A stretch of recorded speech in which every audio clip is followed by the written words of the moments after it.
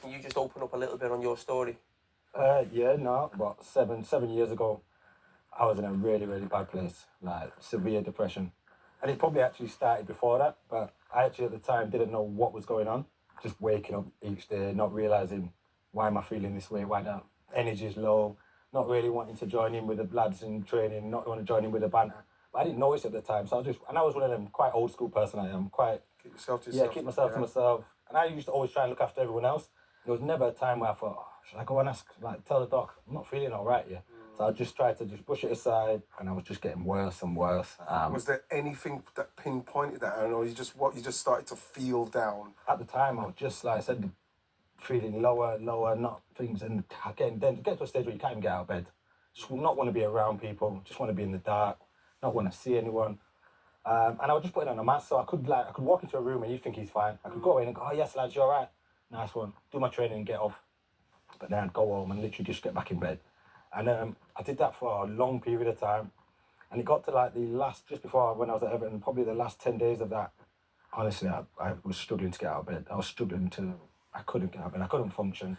At what stage did you know it's mental health and not, I'm just having a bad few days?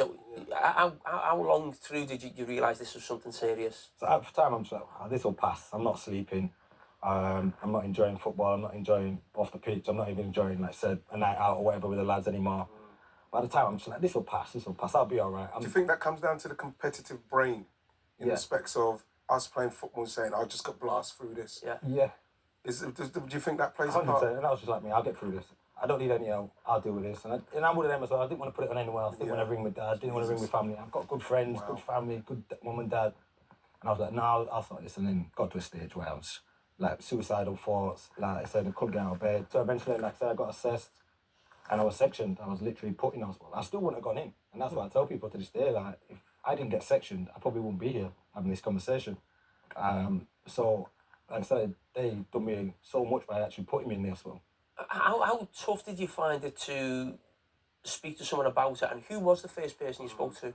So obviously the club realised I wasn't even making training anymore. So the doc comes round, they start sending people to assess you. I didn't want to have conversations with them. I couldn't even grasp it. I was so far gone, honestly. My mind was literally on a completely different planet. It's such a scary place to be in because you can't rationalise actually what is going on. Do you know what I mean? You just can't figure out what. So you see when you say that, then Aaron, what would you say to people now? Yeah. When you say at what stage of this point where you are now, where you say you need to speak to somebody at this stage? Yeah. As early as possible. Once you start to realise there's something going on. So I've worked back now. I've worked with therapists and stuff. My first one of the biggest triggers for me was sleep. So for some reason at all, I started to really struggle with sleep. That was one of the first key pillars. I always say to people, "How are you sleeping?" So if I speak to people now, I say, "How are you sleeping?" Because that's normally a sign of that something in the mind's not going right. Right. And that was one of the things, because I was one of them who could sleep anywhere. Right. Any afternoon, any night, I would nap. I would go finish training, 2 hours nap, go to bed 12 hours. And all of a sudden, I was going to bed and literally just couldn't sleep. And that was one of the first warnings. After that, it was like didn't want to join in with stuff, didn't want to even go training. What about food? Was you still eating and stuff? It affects everything. So then you get to that stage, by the end point, literally you're not doing anything. So you're not sleeping, you're not eating, you're not exercising, you're not joining, and then it's just a spiral. Sean, if you think of some of the dressing rooms you've been in, big personalities, big characters, obviously Manchester City, Chelsea, or England, how difficult would that have been to speak up in a situation like that if you were going through something similar or a teammate was? Very difficult. I think my first spell at City, it would have been much easier because of the manager like Joe Rowe, Willie Donachie, and the players they had there were quite open and nurturing, helping me through it. When I went to Chelsea,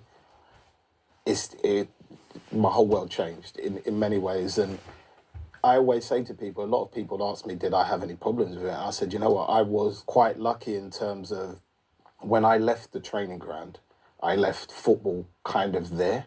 And then when I went home, it was about family, friends, basically social. And I would just play video games or watch movies to just kind of, in many ways, reset my mind. Because when I did go to Chelsea, it was almost, I'm not playing as regular. So that would have been my first mental challenge. How am I dealing with that? And the only way for me to deal with it is is I felt like I understood that that's my job, this is my family, and I think that helped me through a lot of things. And even when I went to QPR at the end, I thought I was training amazing, and in the manager's mind, he just didn't want me there. And Nader Manua was a key person in that. He got me into going into the gym with him, doing not weights, just like press ups and pull ups and little things like that. And it kind of just kept my mind somewhere else. So And what about the 2006? Remember that the world when you was omitted from that one? How did you feel about that one? The World Cup squad.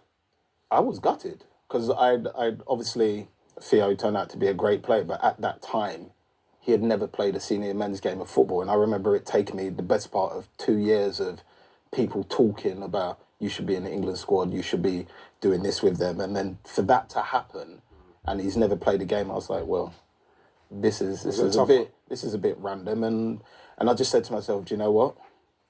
It's football.